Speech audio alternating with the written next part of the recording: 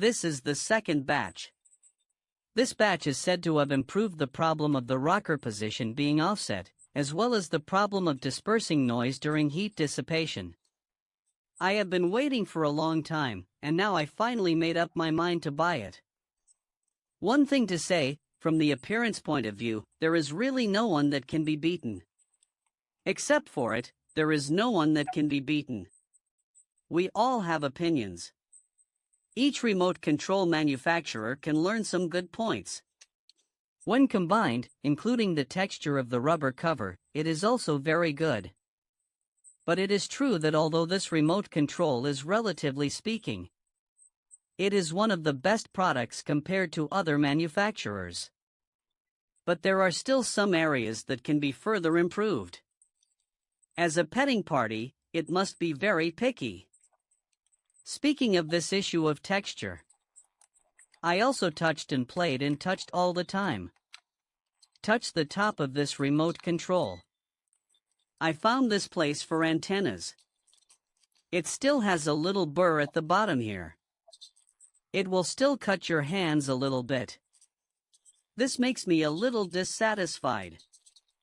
I also use a magnesium air knife. Put a burr on this edge. I shaved everything myself. It's much easier now.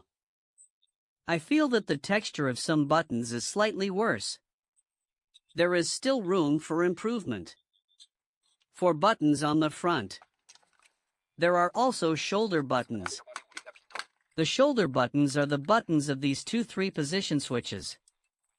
I feel the texture is a bit cheap, especially the texture of this lever.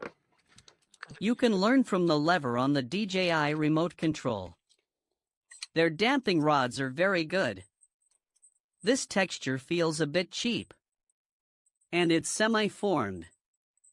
So if you want to control it accurately, it's one of the scales of this knob. In fact, it means there is a sense of scale if you adjust it accurately, because the formation is too short. So it's still relatively difficult to control. I would like to complain that the rubber coating of some remote controls is very thin. I feel there is no need to disclose this. The thickness of the rubber coating and its surface texture can really be greatly improved. The feel and texture of this hold and appearance, just a little thicker. Don't make it as thin as that cicada wing. That's really meaningless and easy to deform. Right. No texture. This thickness is just right. I also use 2 18,650 flat-core batteries given by the merchant. It is said that it improves the problem of this contact point. So if you shake it, there will be no power supply collision. Take a look at the version with the bag dropped inside. I also noticed some changes. Here are the words of the original generation. It is used as a magnetic base. One of the magnets of the magnetic suction base is here. Here is the second batch. I also looked at the second batch carefully. There are no magnets in this. Then include the area on the back of the rocker. It is added with metal shields on both sides. May be further used to reduce interference from the outside world and a magnetic interference from oneself.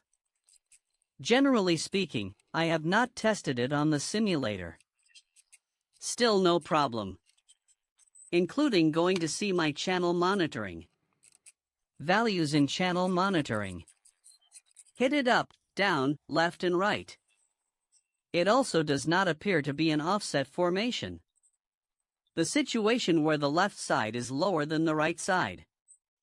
Now there are no more. Still pretty good. I'll give it a look. Disassemble the machine and take a look first. Words from other bloggers. It has already been shared. Video of disassembly.